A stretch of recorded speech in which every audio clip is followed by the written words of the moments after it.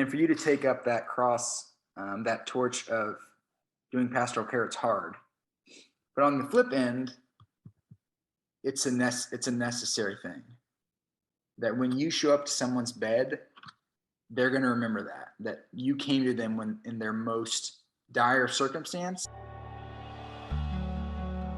Hi, I'm Phil, and you're listening to Drinks with the Pastor as part of the Imagine Church Ministry Network. Today we are joined by Drew Frawley, a staff chaplain at Ascension St. Vincent Kokomo. Drew officiates football and basketball, but what really keeps him in line is his wife, Sophie. Drew's from Noblesville, and we're here to talk about pastoral care and what that looks like. Hey, everybody. We're here. We're joined with Drew. And I'm going to let him introduce himself, but I'm excited to finally get Drew on. I think we've had this scheduled once or twice to do this, and we finally found a way to make it work. So, Drew, tell us about yourself. What are you currently doing? Just kind of give us the summary of Drew and what's going on. Thanks, Phil. First of all, thanks for letting me join. My name is Drew. I am one of the staff chaplains at Ascension St. Vincent Kokomo. So really all that means is I'm one of the chaplains that serve full time there. I teach people all the time. Really all I do is listen and pray with people the entire day. So it's actually a pretty cool job. Kokomo really is located, we're central Indiana. So it's about a 100-bed hospital. Keeps us busy. And right now we're really busy. So it can be a tiring day, but I enjoy my job. It's very fulfilling.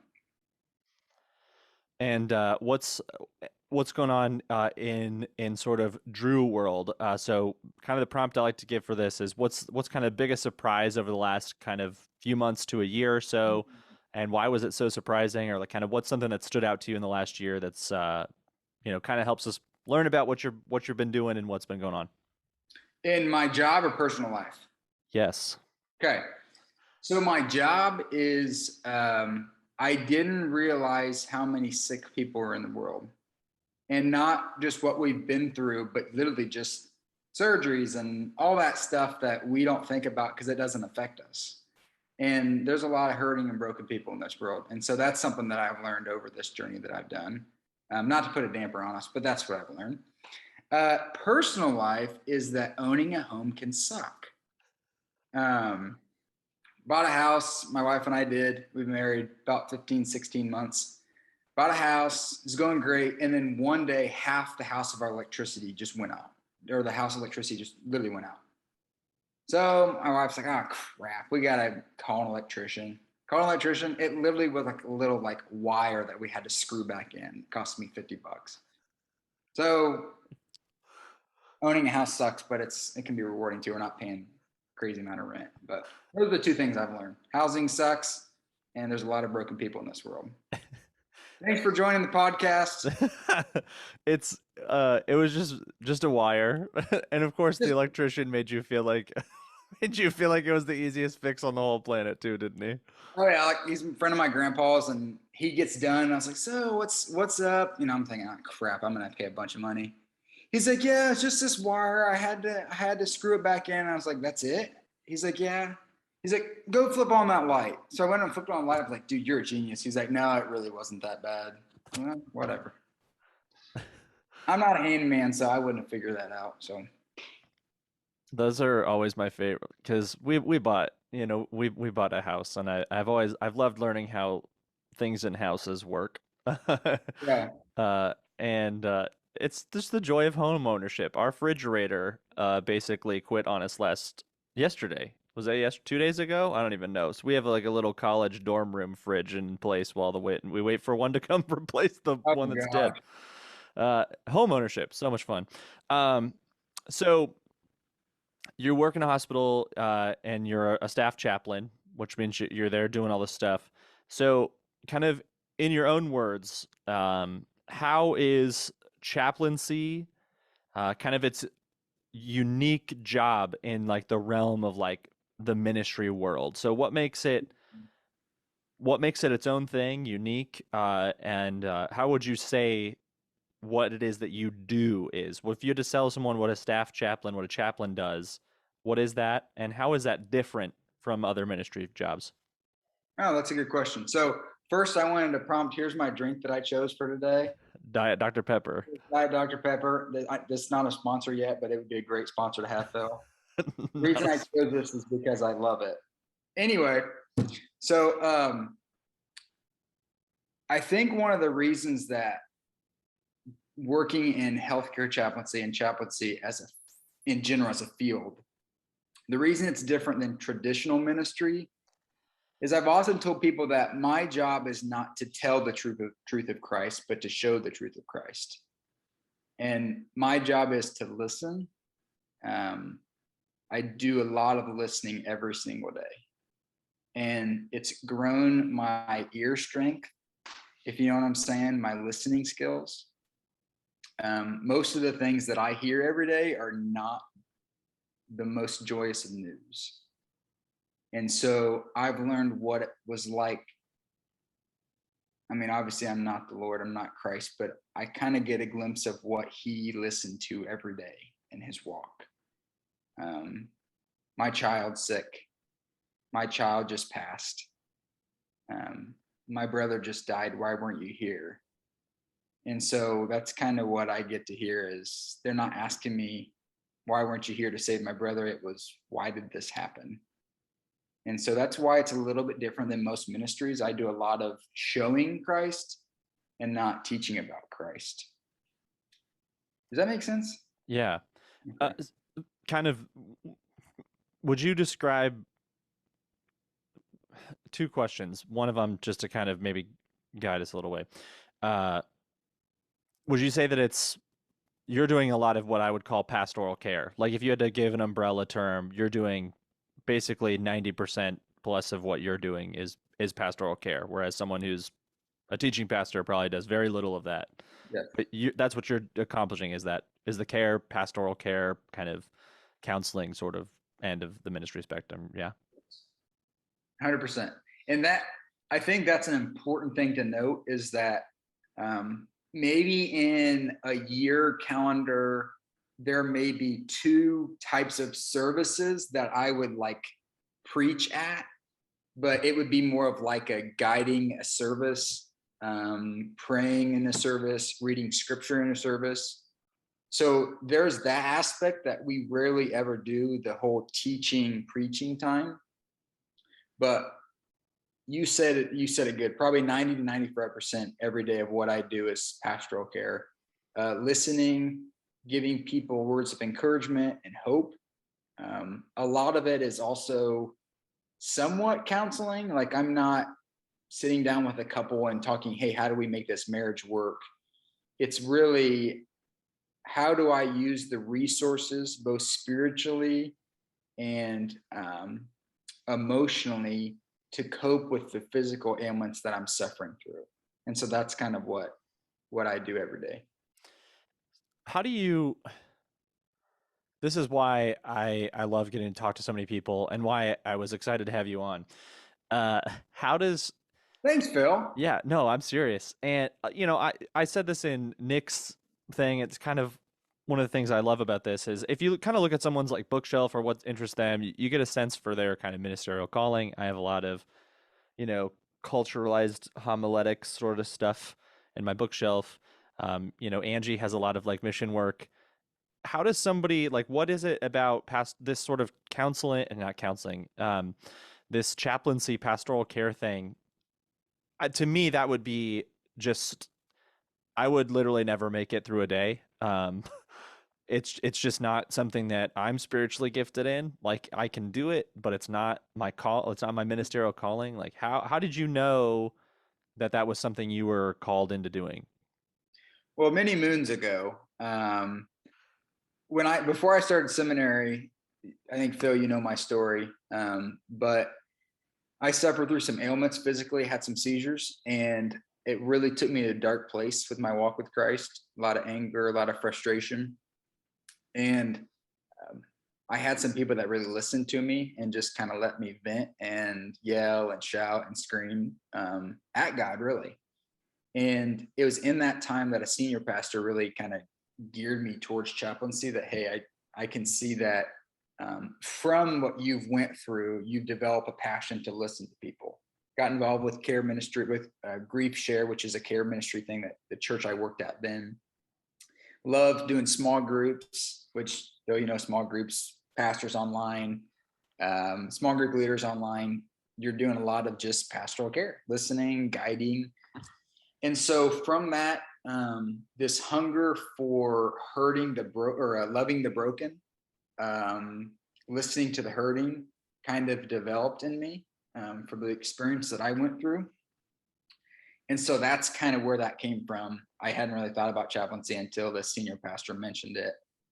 And so, yeah, I mean, I think that's what cultivated in me that niche, that calling.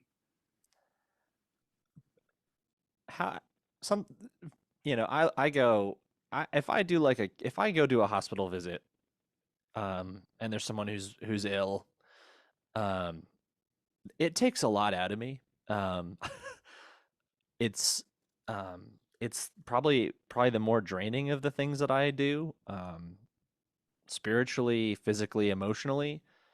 And so when I think of you spending so much of your day doing that, how do you kind of center yourself spiritually, emotionally, physically to continually be able to provide, care every day that you walk in to work? For me, that would just, going and doing one or two every once in a while it's really draining to me. And so for pastors out there that maybe that's where they are, how do you stay spiritually fit to do what you do? So really two main things. And one of them, or both of them, are not going to surprise you because you know me, but I think can be surprising to others. Kind of one is divided into two parts. I listen to, when I go to work and when I come home, I listen to either sermons or Christian music. And what I listen to often is not what my generation would listen to. And that's Southern gospel music is what I love to listen to. Don't know why, just I'm an old soul, and that just kind of aligns with, kind of gives me some hope from a day that can be really hard. This week's been really hard. And so that's been helpful for me to gain some strength. And I think it often, at least listening to sermons, I think the reason that's helpful for my spiritual well-being is that I don't prepare for sermons like you do, like most pastors do. And so I stretch my soul every week. Every day I'm stretching my soul and empathy for others, compassion for others. And some pastors don't have to do that, honestly. They're stretching their minds. But when I listen to preachers, when I listen to sermons, it's stretching my mind. Dang, I hadn't thought about that. That's good. I just thought about that just now. But that's really what it's doing. So that's one, stretching my mind. Two, I officiate sports. And so I get to do a hobby application, I'd say, that has nothing to do with my job. I don't have to attend business meetings. I don't have to lead vacation Bible school. I don't have to do any of that stuff. And a luxury of my job is that when I leave, I get to leave work. I don't have people calling me. And so, which is a benefit. So that's something that I get to do is I leave work. I don't have to think about it anymore. And I can go do something that has nothing to do with my job every day.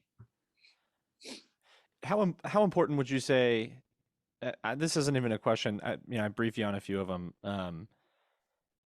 Do you have like a spiritual counselor, like that you go to? Like, kind of the thing is, like, I think pastors always are like, well, we're the spiritual person, but like, I've got somebody that I've got as a spiritual mentor that I go to. Like, how important do you have one, and is it important also in kind of being able to move forward? Like, you've had a bad day. Do you have a spiritual kind of counselor and pastor mentor that you're able to like process with?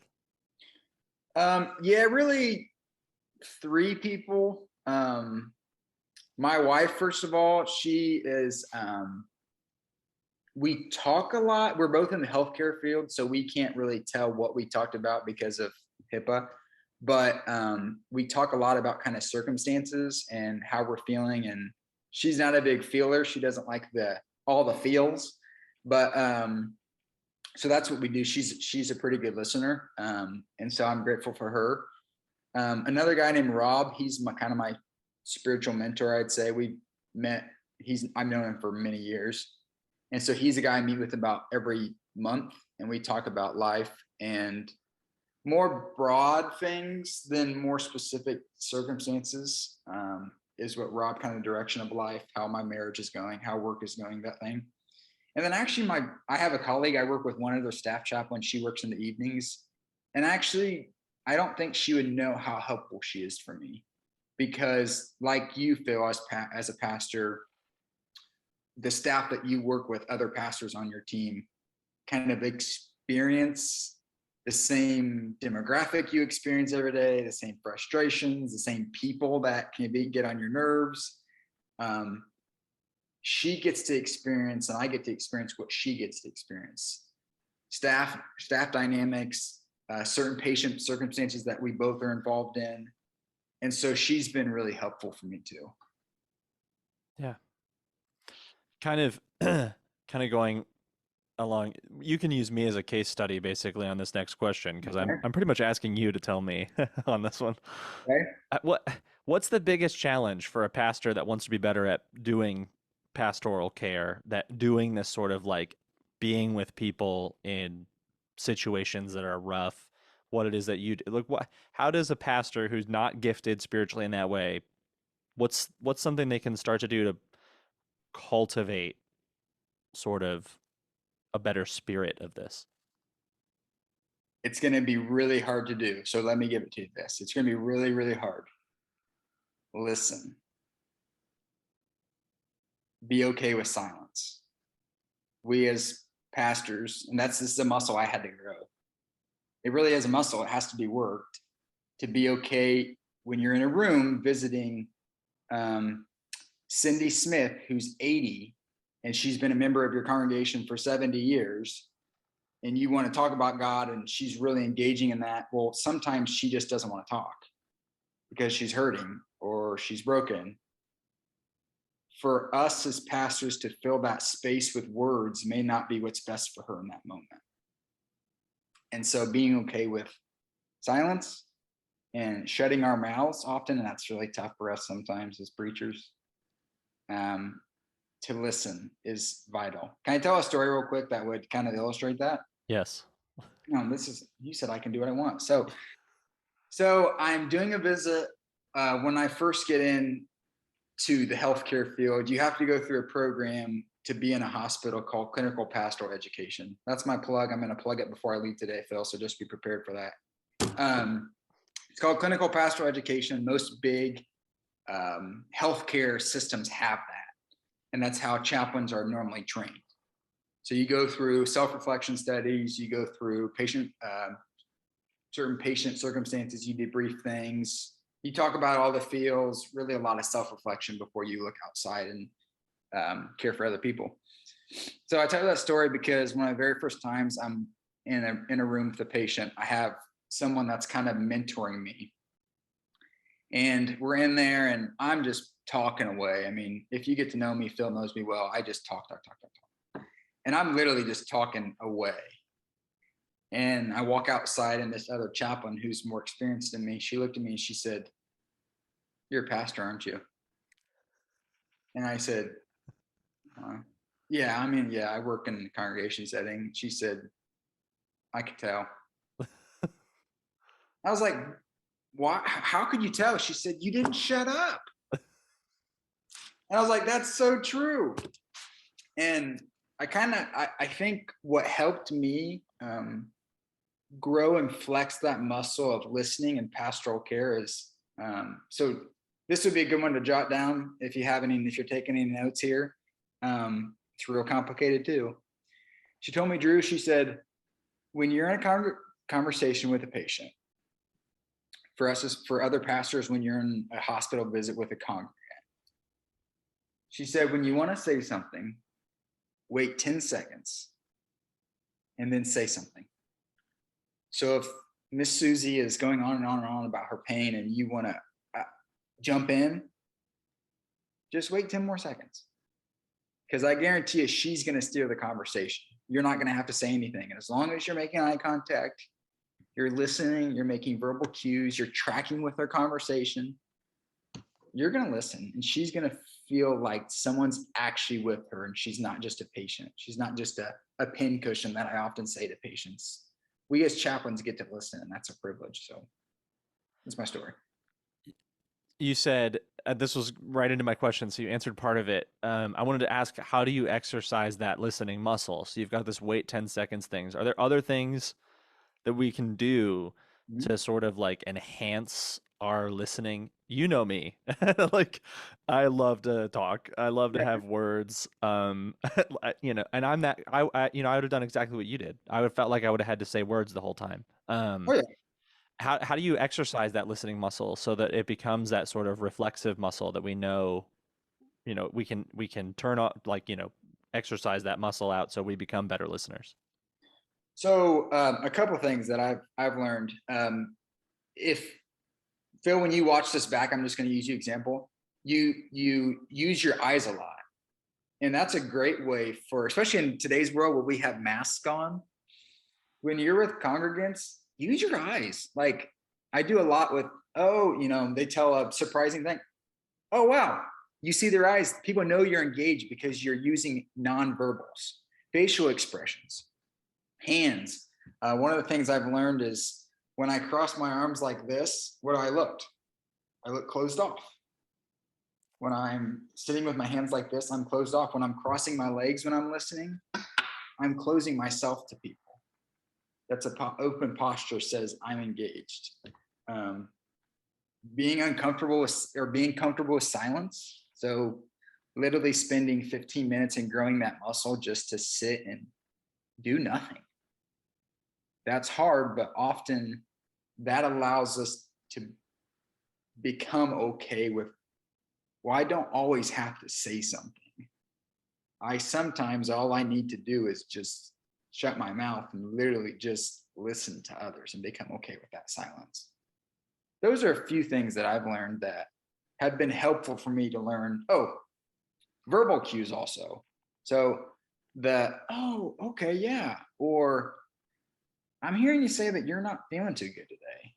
Or things that acknowledge someone's feelings without placing something else in their mind or in their mouth. Does that make sense? Yes. Okay. Okay. I feel like I'm teaching. You're Sorry. good. I was gonna sit for a few seconds in silence. I was gonna wait 10 seconds and not say anything, but then you asked me a question, so I felt like I had to respond. Good. See, I wasn't comfortable with the silence. I did every day. I still wasn't comfortable. What's before I kind of move into another vein, just something here that what's the like number one pastoral care mistake pastors make outside of talking too much? What's the thing that, boy, if everyone just knew not to do this, like just stop doing this, don't say this or do this thing. What's like a mistake that's easy to fix that pastors make outside of just talking too much? So, a lot of times what I get called in is not going to surprise you, that I get called in as a lot of times for end of life situations. And I know for pastors, that's can be very, very scary if you don't deal with it. But I think sometimes we use that scaredness, if that's even a word, afraid. We try to ease those feelings. So sometimes we say things like, oh, they're in a better place. Or simple things like, you know, they're not suffering anymore. Or, man, God really just needed an angel. Or, you know, I mean, they really are better off now.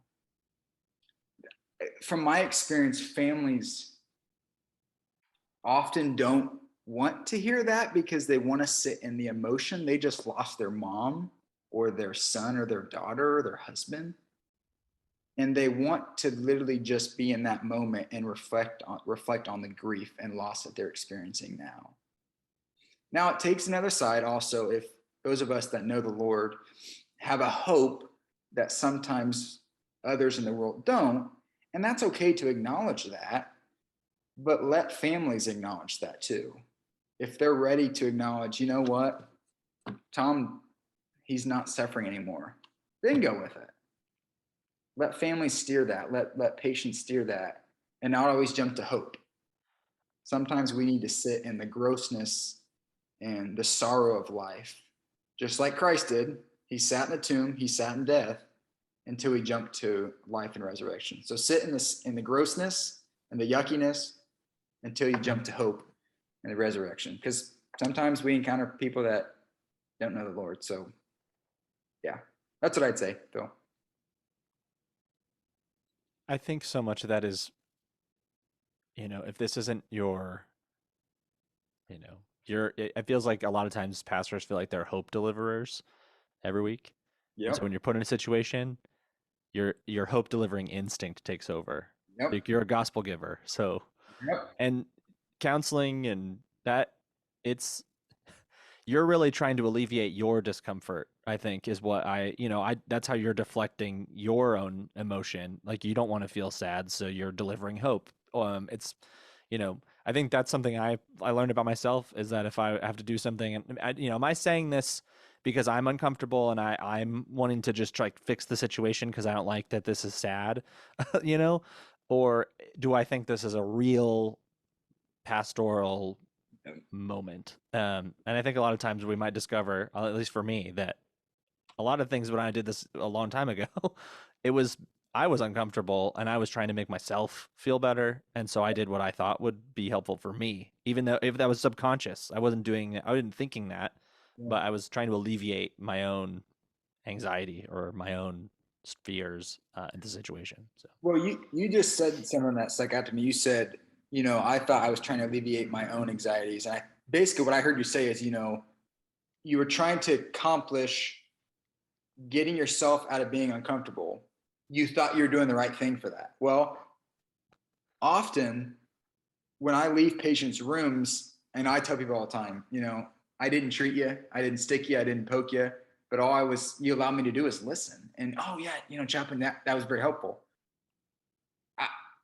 I wouldn't have thought that just listening can be helpful sometimes. right.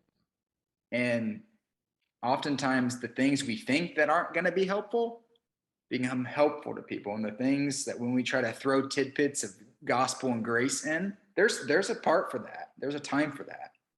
But when we try to fill the space with words, that's not so helpful most of the time. Yeah. How do you how do you continue to like hone or learn the skill, that you're doing? Basically, like, is there a resource that, hey, this is where if you want to plug CPE, you can, or if you've got books or things that people can pick up and read to kind of maybe hone this sort of skill. Kind of what are you learning? How are you learning it? What's ways pastors can get material that'll help them along the way? So this is where I will plug clinical pastoral education. Sure. Thank you.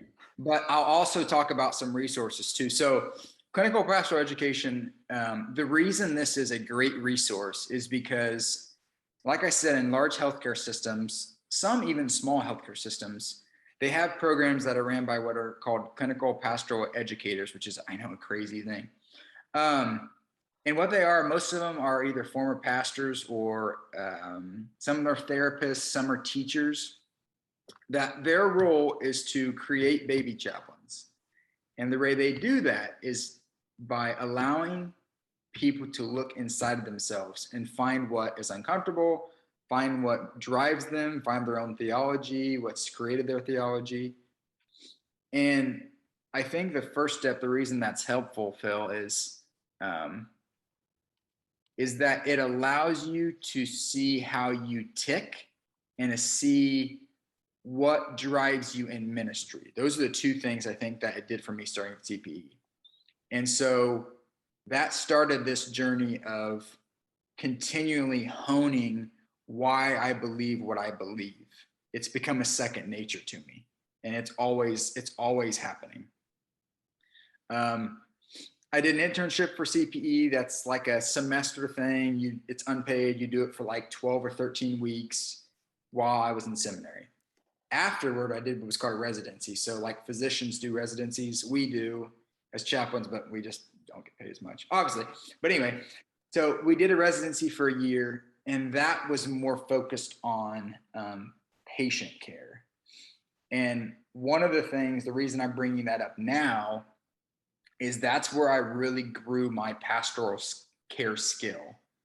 And I really believe that every single pastor, every single minister, rabbi, imam, anybody that works in a congregational setting and of some type of spirituality of a faith, I think should do CPE, because it allows you to learn how to continually learn how to listen, how to be a better spiritual care provider. You'll learn that what we call is kind of like a conscience. We often refer to in the church as, that of the Holy Spirit. I'm always trying to hone that connection because it often guides me in my pastoral care encounters every day. What not to say, how to say something. If I said something that I shouldn't have said, I remember that. And so that's kind of how I think about CPE. It's that skill that's always happening. It's always creating further growth in me. And second one, find someone you trust and debrief these circumstances that you've been in. So if you go in, Phil, if you go in as a pastor into a congregant's room as she's passing, give me a call. Hey, what do you think about this? Could there have been something I could have said? Could I have shut my mouth a little bit longer? That kind of stuff. Resources, and then I'll let you chime in. I'm talking a lot, but there are a lot of books out there about pastoral counseling. And so obviously I think those are good. I'm bad because I don't read a lot right now because I'm going through what's called board certification. So I have to get board certified in order to keep my job. So like doctors, nurses have to get certified. I have to do that within 2 years, but my system wants me to do it within a year. So my brain hurts from the last 4 or 5 months. Go from seminary to CPE to board certification. So my goal is to get back into reading. But even books about you see these books all the time about like end of life experiences, different faiths, which is weird. I mean, because I encounter a bunch of different faiths, not so much in my congregational setting because of the demographics, but down in Indy, we encounter a lot of different faiths. So learning tidbits about how to care for other people's faiths, those are two good areas to grow in knowledge base, but CPE is a good way to grow in the soul, if you know what I'm saying. How does somebody find like a local CPE? Do they just call their hospital and say, "Hey, I'm a pastor. Do you guys have like CPE classes?" Or like, how does someone find this to So, find if they wanted to do it? so Phil, I'm hearing you say that you're kind of interested in that. See what I did? That was a CPE tactic, giving back to what you just heard. Lutheran actually has one in Fort Wayne. I know Parkview. So I'm naming these because you can find them on the websites. Most hospital systems have some type of chaplain website. Parkview has spiritual care, but I'm not sure if they have CPE. IU Hospital does in a bunch of different locations. Community did. It was ran out of Kokomo, but I don't think it is anymore. And then Ascension St. Vincent in Indy does have one in Indy, but they're also doing one in Anderson. So go online, go to these websites that are local to you, these hospital websites, and look for chaplains. And often they'll have CPE stuff located. Cool. What before before residency, before CPE, before all those different spots, is there something that now that you're you're a year plus into this, I don't even know, the year 2020 didn't really exist. Now that you're however far into it, right? Is there something that you wish you knew before you started it that you could tell someone, hey, know this? That's a really good question. When you first asked me that, when you first just said it, my mind instantly went to tears. I'm not a crier. I don't really cry. And I never really saw it displayed. My dad cries some, but not often. And so being uncomfortable with tears, and it's okay to cry, would be kind of the thing that I wish I would have learned. before I started, because that was a really huge stumbling block for me in my CPE experience. Because when someone would cry, I'd often, I didn't mean to do that. I don't want to make you do that. But learning that tears are okay, and we as humans often have to shed them to be able to get some healing, whatever that looks like. That's probably what I would learn first. Nice. And then this is the soapbox at the end. So Nick talked about pizza. Angie talked about borrowing bulldozers. Lenny talked about, that was so long ago, I can't remember now. What's something that I didn't ask you because I don't know enough to ask this question? What's sort of the last word you want to give people? Phil didn't know to say this, so I'm going to soapbox this point out to make sure that it comes across. It could be something you said, you want to make sure people hear it again, or it could be something I didn't even know about. Yeah. I don't think it's going to be anything that's going to be earth shattering, but I think that if you don't like doing pastoral care visits, it's okay, because they can be really hard, and pastors wear many different hats. I'm privileged that I do a lot of different things in our hospital, but it's all around supporting staff, families, and patients. But you as pastors, you teach, you lead small groups, you preach, you're janitors, you're pastoral care providers, you're moms, dads, you wear all these different hats. And for you to take up that cross, that torch of doing pastoral care, it's hard. But on the flip end, it's a necessary thing.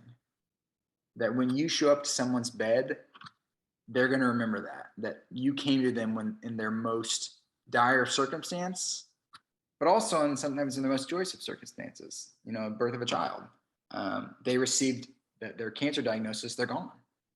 And so give yourself grace that it's okay if you can't do it, but lean into it, grow in it, just like you grow in preaching, grow in listening, grow in love, grow in grace, and grow in some compassion, because it's worthwhile to do.